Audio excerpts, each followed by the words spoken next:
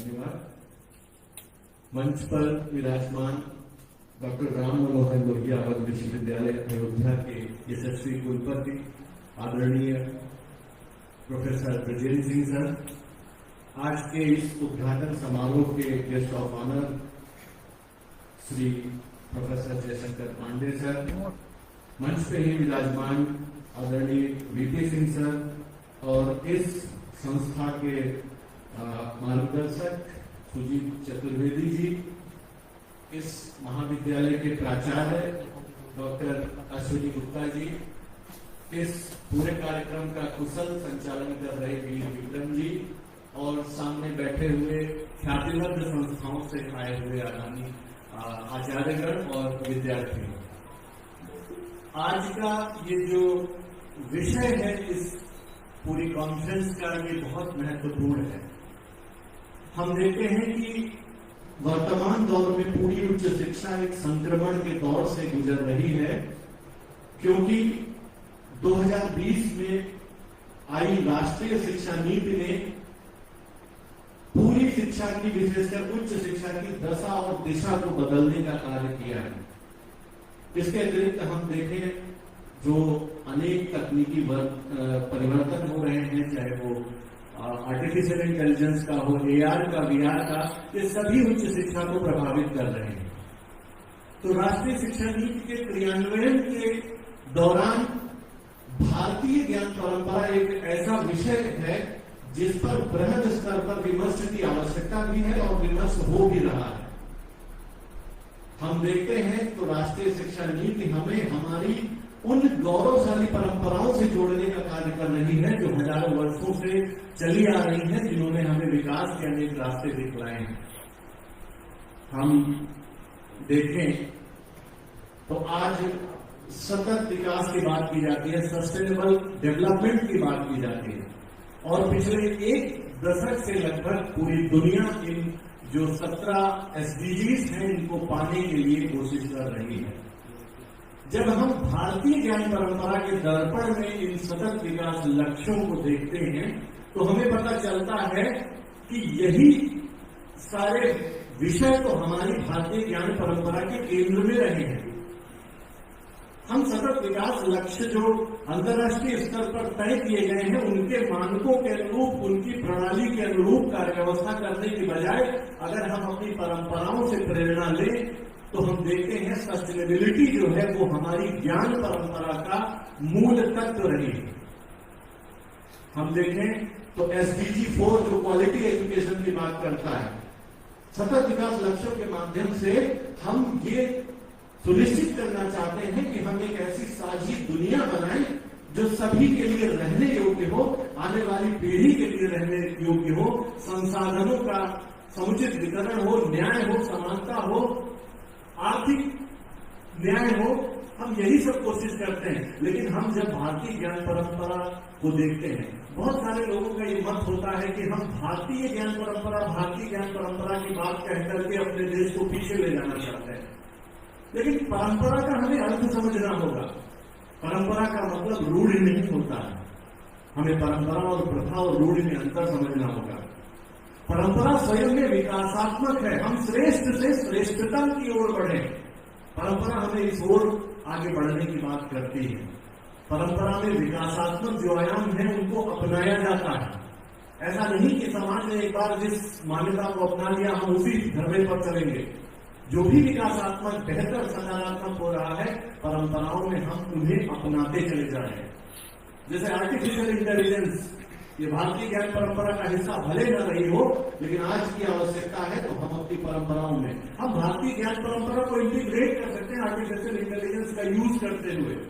वो एक अलग विमर्श है। हम लर्निंग बिहेवियर को ऑब्जर्व करके और उसका प्रोफाइल तय करके अनेक काम हो सकते हैं। लेकिन जब हम सस्टेनेबिलिटी की बात करते हैं तो देखते हैं एसडीजी 4 जो बात करता है क्वालिटी एजुकेशन की।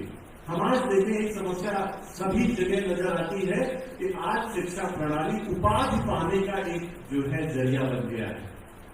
हमारी शिक्षा से वो व्यावहारिक कौशल, वो गुणवत्ता कहीं न कहीं आज विद्यार्थी भी चाहता है कि ये एक प्रकार हमें डिग्री मिल जाए। इसका परिणाम है कि आज शिक्षण संस्थान, चाहे वो महाविद्यालय हो, चाहे वो विश्वविद्यालय हो, हम देखते हैं कि विद्यार्थियों की उपस्थिति वहां पर बहुत कम हो रही है, क्योंकि विद्यार्थियों को मालूम है, हम जानते हैं कि नहीं भी जाएंगे तो परीक्षा पास हो जाएंगे। तो ये जो उपाधि केंद्रित प्रणाली होती जा रही है, ये एक चिंता का विषय है। हम भारतीय ज्ञान परंपरा में क्वालिटी एजुकेशन की बात देखें तो वहां पर हम देखते हैं कि हमको दिखाई पड़ता है कि शिक्षा की गुणवत्ता, व्यवहार परिवर्तन, आज जब जिसे हम लर्निंग करते हैं, what is the learning? Learning is change in behaviour. तो जो व्यवहार में जब तक परिवर्तन नहीं हो रहा है तब तक सीखना नहीं हो रहा है। ये हमारी व्यवस्था के केंद्र में था। हम देखते हैं तो हमारे यहाँ शिक्षा का भाव था, सा विद्या या विमुक्तये। विष्णु पुराण और उपनिषदों में ये वाक्य मिलता है कि शिक्षा विद्या वह है जो हमें कल्याण की ओर, मुक्ति की ओर ले जाए। लेकिन आज शिक्षा से कल्याण और मुक्ति ऐसे विषय थोड़ा कट से गए हैं। आज आवश्यकता है कि हमें उसी दौर में देखने की जहां पर शिक्षा को व्यावहारिक रूप में लिया जाता था।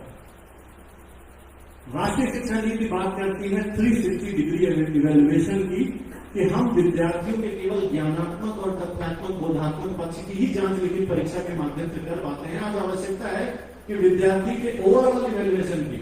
हो सकता है कि बहुत बार ऐसा होता है कि विद्यार्थी को विषय के बारे में बहुत कुछ आता है, लेकिन उस प्रश्न पत्र में जो पूछा गया उसमें उसको कम नंबर आए, तो वो उसके पूर्ण ज्ञान का परिचायक नहीं। इसीलिए 360 डिग्री इवैल्यूएशन की बात की जाती है, जो कि भारतीय ज्ञान प्रणाली में व्यवस्था के केंद्र में थी। एक छोटा सा कथानक है कि एक बार एक गुरुकुल के आचार्य ने अपने 3 विद्यार्थियों से कहा कि आप लोग अब घर जा सकते हैं, आपकी शिक्षा पूरी हुई। तो वो विद्यार्थी चकित हुए लेकिन हर्षित भी हुए कि गुरुजी प्रमाणित कर रहे हैं तो निश्चित रूप से हमारी शिक्षा पूरी हो गई होगी, क्योंकि तब तक बच्चे को गुरुकुल में रखा जाता था जब तक अपेक्षित व्यवहार परिवर्तन और संबंधित चीजें उसको नहीं आ जाती। वो तीनों विद्यार्थी वापस अपने घर की ओर निकल पड़ते हैं। 2 विद्यार्थी आगे होते हैं, एक विद्यार्थी पीछे होता है। रास्ते में कुछ कांटे बिखरे हुए होते हैं, तो आगे जाने वाले 2 विद्यार्थी उन कांटों को लांघ कर और मस्ती से चले जा रहे हैं अपने घर की ओर, जबकि पीछे जाने वाला विद्यार्थी जब वो कांटे देखता है तो बगल में झाड़ियां तोड़कर उन कांटों को साफ करने लगता है, किनारे करने लगता है। और वहीं छिपे हुए उनके गुरु सामने आते हैं और कहते हैं कि बेटा तुम ये क्या कर रहे हो? तो बोला कि गुरुजी मैं तो निकल जाऊंगा, लेकिन आने वाले लोग अगर अंधेरे में आएंगे तो उनको कांटे चुभ सकते हैं, इसलिए मैं ये कांटे हटा रहा हूं। उन गुरुजन ने तत्काल उन दोनों विद्यार्थियों को वापस बुलाया और कहा कि तुम्हारी शिक्षा भी पूरी नहीं हुई है, और तुम जो तीसरा विद्यार्थी था उससे बोले कि तुम्हारी शिक्षा पूर्ण हुई, तुम्हारी शिक्षा व्यवहार में दिखी। तो ये क्वालिटी एजुकेशन है कि जो संस्कार शिक्षा और शिक्षण संस्थाएं दे रही हैं वो व्यवहार में, आचरण में दिखें। तो सस्टेनेबिलिटी का हम भाव और देखें, जैसे आज हम बात कर रहे हैं कि हम संतुलित उपभोग करें, हम जरूरत से ज्यादा जो है वो संग्रह न करें। हम देख रहे हैं कि वर्तमान में जो वैश्विक परिस्थितियां हैं, विभिन्न समाचार पत्रों के माध्यम से, सोशल मीडिया के माध्यम से सरकार और एजेंसी आग्रह कर रही है कि आप लोग पैनिक न हो, अतिरिक्त संचय न करें एलपीजी का, पेट्रोल का, डीजल का। तो हमारे यहाँ उपभोग की ज्ञान परंपरा में जो भाव रहा है, ईशावास्य उपनिषद का ये मंत्र आप सबने सुना होगा कि ईशावास्य निधम सर्वम यत् किंच जगत्याम जगत तेन त्यक्तेन भुंजिता मां गृध कस्य जन्म। यानी जड़ चेतन सृष्टि में परमात्मा व्याप्त है, इसके पदार्थों का आवश्यकता के अनुसार उपभोग करें, किंतु ये सब मेरा नहीं है, ये भाव रखें। पदार्थों का संग्रह न करें, ये जो कुछ भी है उस परमात्मा का है। ये भाव हमारे यहां रहा है और केवल आवश्यकता के अनुरूप उपभोग की बात की गई। अतिरिक्त संचय या अतिरिक्त उपभोग या संसाधनों पर कुछ लोगों का अधिकार नहीं रखने की ये परंपरा हमारी रही है। आज हम सतत विकास लक्ष्यों के माध्यम से वही चीजें प्राप्त करने की ओर देख रहे हैं। तो हमको हमारी परंपराओं से प्रेरणा लेने की जरूरत है।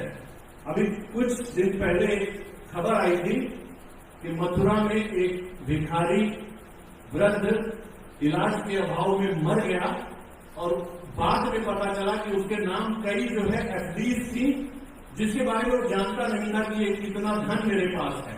शायद उसको पता होता तो उसका इलाज हो गया होता और वो मरने से बच जाता। हम लोग हमारी परंपराओं के संदर्भ में देखें तो कुछ न कुछ वैसी ही स्थिति है कि सारे समाधान हमारे पास हैं, लेकिन हम पश्चिमी उपायों की ओर, उन उपकरणों की ओर देख रहे हैं कि भैया आप हमें देंगे तब हम विकास के मार्ग पे आगे बढ़ेंगे, जबकि पूंजी हमारे पास भरी पड़ी है। आज आवश्यकता है कि हमें अपनी परंपराओं से प्रेरणा लेने की, ताकि हम उनसे सीख सकें, हम उनको फिर से अनुपालन में लाएं। और भी बहुत सारी, जब हम समय जितनी कम है, सीमित मैं अपनी बात को रखने की कोशिश करूंगा। हम देखें तो सस्टेनेबल डेवलपमेंट गोल के माध्यम से हम समावेशी और न्यायपूर्ण समाज सुनिश्चित करने की बात करते हैं, लेकिन हमारी परंपराओं में विश्व बंधुत्व, वसुधैव कुटुंबकम की बात की गई है। आज जब हम ग्लोबलाइजेशन की बात करते हैं तब कहते हैं विश्व एक गांव है। हमारे यहाँ पहले से वसुधैव कुटुंबकम का भाव रहा है। हमारे यहाँ विश्व कल्याण की भावना नहीं है। आज भी हमारे यहाँ पूजा होती है सनातन परंपरा में, तो हम कहते हैं धर्म की जय हो, धर्म का नाश हो, प्राणियों में सद्भावना हो, विश्व का कल्याण हो। ये नहीं कहते हैं कि भारत का कल्याण हो, भारत का भी हो, ईरान का भी हो, इजराइल का भी हो, अमेरिका का भी हो। ये हमारा सनातन भाव रहा है, जिसके मूल में हमारी भारतीय ज्ञान परंपरा हमको दिखाई पड़ती है। तो एक, चाहे समानता की बात करें, शांति की बात करें, सह अस्तित्व की बात करें, ये सब कुछ हमें हमारी परंपराओं में स्वतः दिखाई पड़ता है। हम आईपीएस को देखें तो हम जैसे बात करते हैं क्वालिटी एजुकेशन में ज्ञान, कौशल, स्किल, हम देखें तो 64 कलाओं की बात की गई है। स्किल एजुकेशन जो आज के युग की आवश्यकता है, हम देखें तो हमारी गुरुकुल की परंपरा में अनेक ऐसी कलाओं की, विधाओं की शिक्षा और प्रशिक्षण मिलता है। भाई अब यह है कि उस समय समाज की जो आवश्यकताएं थी और जो इनोवेशन का स्थिति थी, उसके अनुरूप वो स्किल्स थी। हो सकता है कि वो स्किल्स कुछ आज प्रासंगिक ना हो, लेकिन विकास के अनुरूप हम देखें तो स्किल एजुकेशन हमको वहां दिखाई पड़ती है। हम देखें तो गुड हेल्थ एंड वेलबींग जो SDG 4 है, हमारे गुरुकुल परंपरा में, शिक्षा में जो शारीरिक मानसिक स्वास्थ्य है उसको बहुत महत्व दिया गया। योग, ध्यान, ये सारी चीजें जो शिक्षा का अंग बनाई गई, वो सिर्फ इसलिए कि शारीरिक और मानसिक रूप से स्वस्थ रहे। मानसिक स्वास्थ्य आज बहुत बड़ी चुनौती बन करके उभर रहा है। अभी तक पश्चिमी देशों में ये समस्याएं दिखाई पड़ती थी, लेकिन आधुनिकीकरण और खासकर पश्चिमीकरण के अंदर नुकड़ के कारण हम देखते हैं कि मानसिक स्वास्थ्य संबंधी समस्याएं हमारे देश में भी जो है वो मुंह बाए खड़ी हैं। तो इनका समाधान हम देखें तो भारतीय ज्ञान परंपरा के माध्यम से ही संभव है। और बहुत सारे ऐसे सस्टेनेबल डेवलपमेंट गोल हैं जिनकी चर्चा आने वाले 2 दिनों में होगी, इस मंच के माध्यम से, ऑनलाइन माध्यम से। जैसे हम देखें SDG 5 बात करता है लैंगिक समानता की। लैंगिक समानता की बात हम क्यों कह रहे हैं? क्योंकि लैंगिक भेद हमें दिखाई पड़ रहा है। हम उस परंपरा के लोग हैं जो यत्र नार्यस्तु पूज्यन्ते रमन्ते तत्र देवता की बात करते हैं। हम इस पे बहुत ज्यादा नहीं बोलेंगे, लेकिन आप देखिए कि भारत का जो केंद्रीय तत्व, केंद्रीय भाव रहा है वो सनातन रहा है। सनातन में देवों को जो महत्व दिया गया है, वही महत्व देवियों को दिया गया है।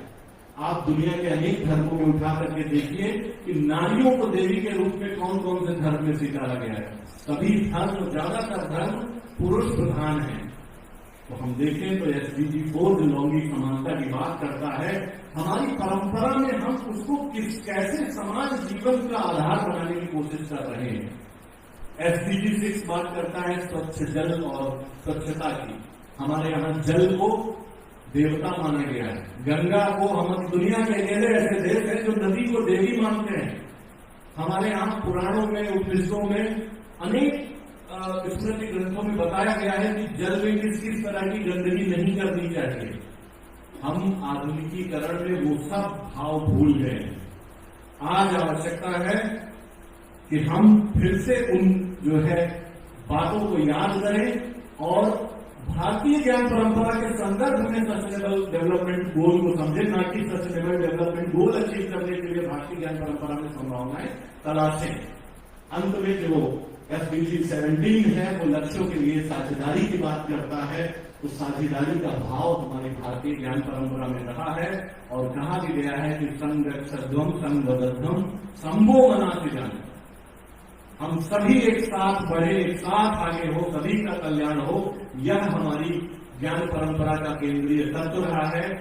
और बीज और कर्म के रूप में मैं बहुत अधिक समय नहीं लूंगा क्योंकि माननीय कुलपति जी को भी बोलना है और कार्यक्रम ऑलरेडी विलंब से है। तो मैं आशा करता हूं कि आने वाले 2 दिनों में TRC लॉ कॉलेज की ये जो मुहिम है ये केवल इस 2 दिवसीय संगोष्ठी तक सीमित नहीं रहेगी।